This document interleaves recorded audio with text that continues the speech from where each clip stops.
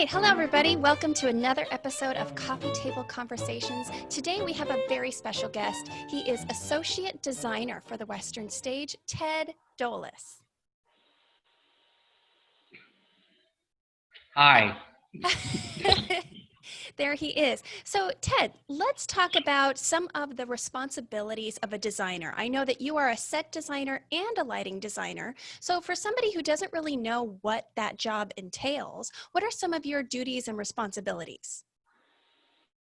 Well, in either case, you start with the script, once you have a job, of course, and analyze it completely and take any notes you need to take, decide what kind of message you'd like to give, present that to the director, and jiggle that around until it fits into the right cog, and then attack the design from that. Some questions might be, what do you want the audience to take home? What is it they're going to talk about in the car? Is it just humming a tune, or is it something more dramatic? So you mentioned the relationship with the director. What is that normally like for a designer? What should a designer know when they're working closely with a director? That's an interesting question because every director is different. Some of them would like you to discuss it. Some would like to discuss it first. Everybody's different. So you're always in a playbook that doesn't necessarily fit. Now, in this case, I've worked with some of the directors of the Western Stage enough times, so I know them and they know me well. Now, I think we should make it clear to our viewers that you don't only work for the Western Stage, you are all over the place. Tell us a little bit about that. What's your range of gigs? Well, I designed all, and some in Canada. I designed in Europe, Greece, Macedonia, Albania, Poland, England, of course, Scotland, and a lot more. But I've designed all over the world, basically. So gosh, you've been all over the world. So what brings you back to the Western Stage every year? Well, it's funny. The Western Stage, like a theater family to me. When I go to these other places, I'm there for one time only sometimes, or maybe one time and then several years later. But here I know everybody, and it's more like a family situation. I work with people that I work with all the time, and I have personal relationships with them. Well said. Now, let's go to specifically set design. Walk us through the process of how a set comes to being, from when you first receive the script to first rehearsal to tech. I mean, what's the process? Well, like I said, you start with the script, and you need to notate anything in there that is for instance, if you do a Neil Simon, he'll tell you there are 4 steps to the bedroom, and they count them in the script. So you have to have 4 steps. Other scripts are much less, based on something, but you can develop your own idea from. There are certain things. For instance, All My Sons has to have a window. There are shows that give you specifics. After that, you can think about location, what the buildings, if they're exteriors, look like at that time the play is taking place, or interiors, what year it is it Victorian, is it modern, what that is, and then you start thinking about the characters. Would the character have a thrift store couch, or would they have one that came from a fancy furniture store? And if you go with that and you figure out how that's going to work, and then you try and create traffic patterns that will let the director move people around in a way that suits their needs. And you'll get feedback on that, like, I really need a chair over here, or things like that. How the beginning process goes, and then it turns into the mechanics of drafting it so that the carpenters and doing rendering, so the carpenters, the painters, prop people can do their job to make it the right color and the right size, and the slats and the boards are this big and that kind of thing. And that takes you up to when your set is hopefully built and it moves into the theater. And that's when you put it all together, And interestingly enough, at the Western Stage, we don't have a technical director. So the designers at the Western Stage become their own technical directors. So that's why you'll see me on the stage telling where to push the furniture around and things like that. That would normally be in another situation what the technical director would do. But we do that at the Western Stage. Now, So how long would you say it takes to build a set from scratch generally? well, if it's a box set in a studio theater, it doesn't take that long compared to a major musical. What does that word mean? What is a boxed set? A box set is a set that doesn't change. For instance, the interior of an apartment, or a lawn outside, or a picnic table, or something like that. A box set is also something that mainly requires walls and doors. Pretty much that's it. So then let's talk about main stage then. What are some of the technologies and some of the mechanics that we have that are pretty standard that a set designer needs to know about or wants to implement, such as a fly rail or the wagons? Tell us about, for people who have never been backstage, what kind of technologies do we have to work with? You're talking about specifically here at the Western Stage. Yes, and if there's anything else that you like to add to your designs that perhaps we don't have, that would be fun to talk about. Let's just talk about, the fun technologies and the secret ways we make the sets move. Okay, well, the first thing to know about the Western Stage is that there isn't a lot of wing space. So wing space is the distance that the audience can't see that things come on from. And so things have to be rather compact or thought about so that they can hide and come out. Either they're small or they collapse or they do certain items. We also have a fly system at the Western Stage, and it's a restricted fly, meaning there are catwalks, so some pipes go farther out than others. And it's what they call a counterweight system, meaning that it's a purchase line you pull, and there are weights to counter that's going up or down. So that at one particular minuscule little point, it'll actually be in, and that's what we have at the Western Stage, the counterweight system.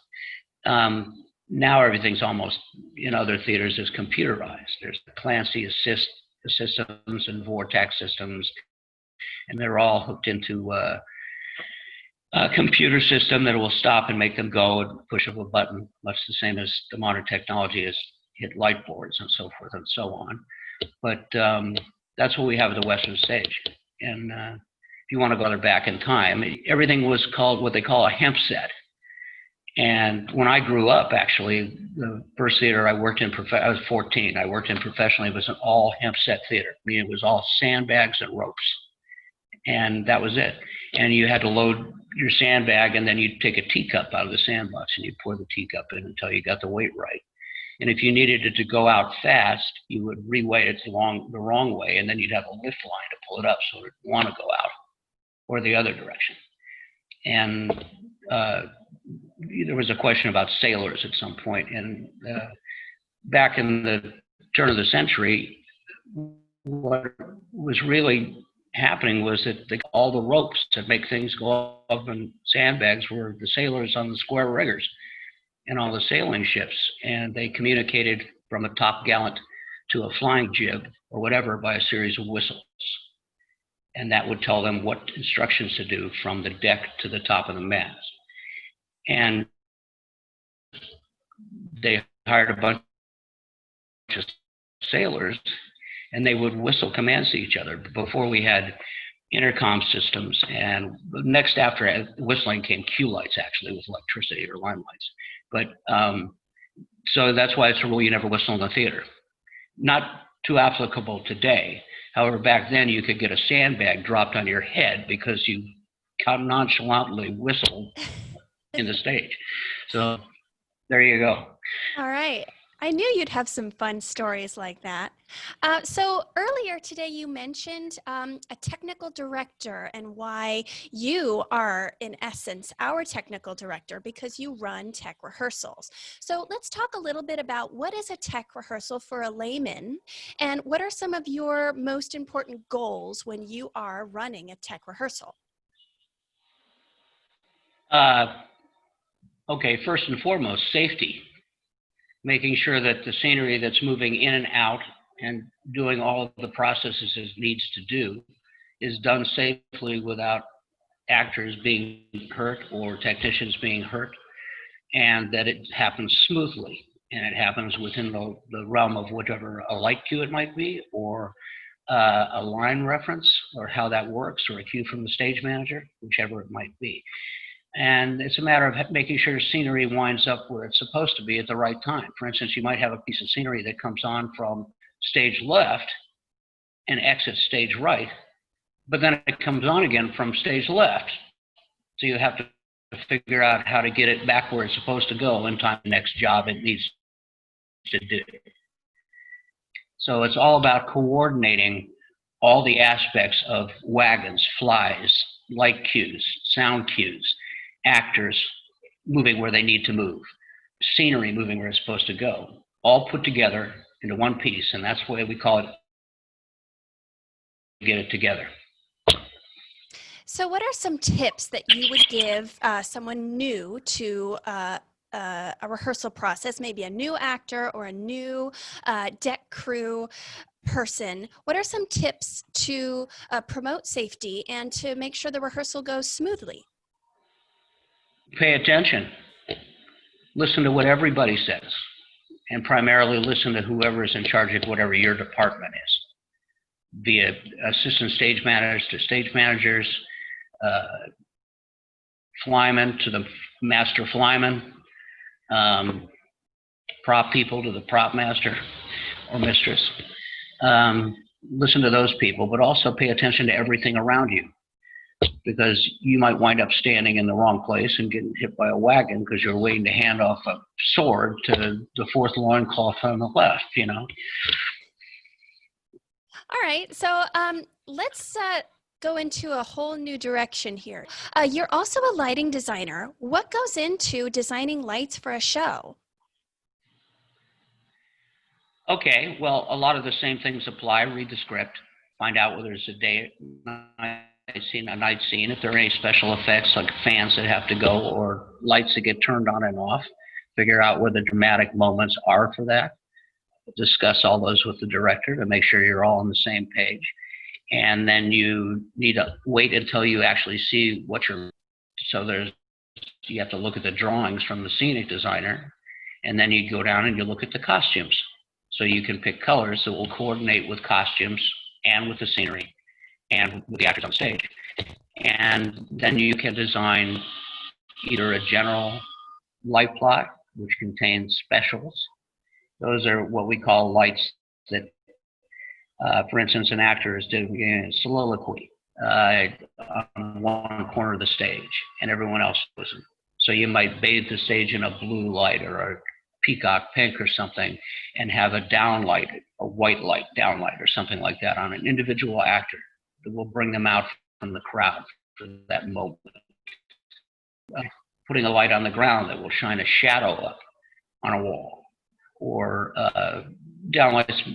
It's all about, well, let's see, it's position, color, intensity, and what kind of a broad stroke it is. Is it a tight light or is it a soft light? You take all four of those and you put them together, you start to answer the process. On stage, I'm prime designer who does one lighting design in the studio. Whereas in Santa Barbara, for instance, I do more lighting design than I do. So it doesn't really equate to the musical because I don't do the musicals. I've done one musical at the Western Stage. So my lighting design there is always in the black box. So we did, I've done a lot of shows with John and Lorenzo where it's been driven by area lighting and specials where actors are walking from pools of light to another pool of light to another pool of light as they're walking across the stage and doing asides and things. And those are the most interesting to me because that's the most work. You know, shows where basically, you know, there's the lights come up, the lights go down at intermission, they come up, they go down. And those are less interesting to me, of course, as a lighting designer, because I just sit in a chair. So let's talk about your background. Where did you go to school? Where did you train? How did you come up with the idea that you wanted to design for theater? Well, I didn't go to school for theater. I was a music major, and I been a member of the Musicians Union since 1971. And I spent, while I was doing theater, I was still playing professionally up until we had a slight problem in the 80s with people hiring trumpet players and flugelhorn players and jazz players because we only play one thing, and you can hire a reed player who's going to play clarinet and saxophone, and it's all the same fingering system, the bone fingering system. And so I was getting any work. So while I've been doing theater and youth theater, I kind of just fell back into it and then at some point I wound up being the shop carpenter for Santa Barbara City College and studied while I was building the scenery. I was looking at drawings and how you did the drawings and all that stuff. And I did my first scenic design really probably, my God, I had my first scenic and lighting design when I was 18. But I think I did my first one in a really professional space probably 40 years ago, maybe 50. God, could it be 50? No, 45. Let's call it 45. So eventually it just evolved into what it is now. You know, I'm self-taught from watching everyone else. I had a terrible time transitioning from hand drafting to the computer because now you can't send your drawing to the theater in Chicago and they want to take it apart. And they can't take it apart if it's hand drafting. It's one picture. So on the computer, they can they can isolate out one section of it and look at it and turn around. So now we all do computer drawing, basically, professionally. Super cool. So how did you first discover the Western stage? What brought you there in the first place? I didn't have a summer gig, and Al Strunk was there for years. And Al Strunk is an old friend of mine from Santa Barbara. And I didn't have a gig, and we happened to be talking, and I said, you know, is there anything up there? And he said, well, I'm lousy with lighting designers, but can you design scenery? And I said, of course. And I got hired to design Steel Magnolias in what was then the Choral Room in 1990. So I did that. That was the first one. And then there was a time where I wasn't there for about 6 years or 7 years. But other than that, it's been constant, basically, for the last 30, I guess. What advice do you have for a young student or a person who's interested in becoming a designer? How do you recommend that they get started? Well, I'll tell you the truth. If I had it to do over, I'd go to school. And I would actually know things then that I didn't discover on my own. And the process might have been a little easier had I been able to branch out from learning something from other than just watching everybody else work. So I would say, you know, go to school, take some classes. If you're interested in just being a stagehand, which, you know, that's not a bad gig. I have a buddy in New York who's, well, of course he's not working now, but, you know, he makes a lot of money running with him, and he's enough to take vacations all over the world and go all kinds of places. So it's not a bad gig. That's not for me. I cannot do 8 of the same show for 5 years. I will get bored out of my mind and start chasing things around the deck as I slowly go crazy.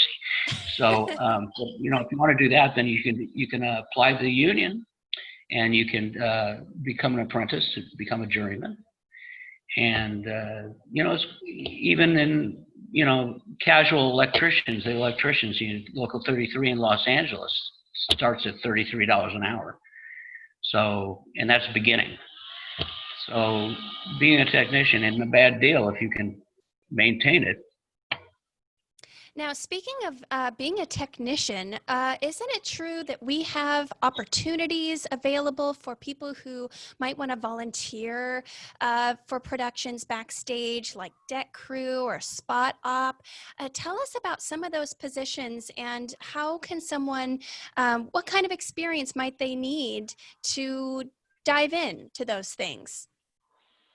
I don't think much experience is necessary at all. I think if you come and do it, then I think everybody at the Western Stage will be glad to help you fit in and learn a job. And you might want to be on the deck crew once. You might want to follow spot. You might want to run sound in the studio theater. You might want to learn about programming music into the computer system. There are all kinds of things that are available and can be taught. Ted, do you have maybe an extra special memory or a really awesome show, or just something that sticks out in your mind in your many years at the Western Stage as like a really great experience, and why?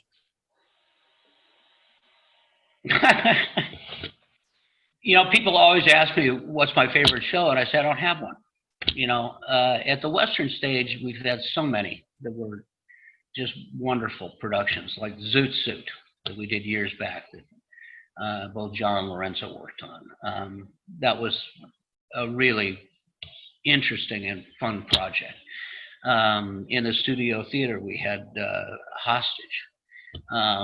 We had some remarkable different, and that's one of the beauties about theater, is it there's something good in every piece.